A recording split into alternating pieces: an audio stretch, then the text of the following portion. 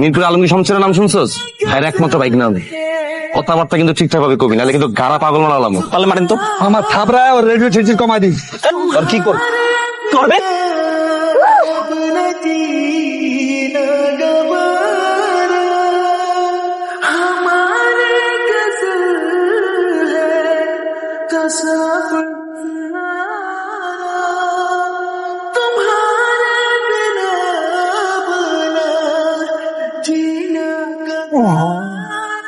ও কি মারামারি করার মতো ছেলে?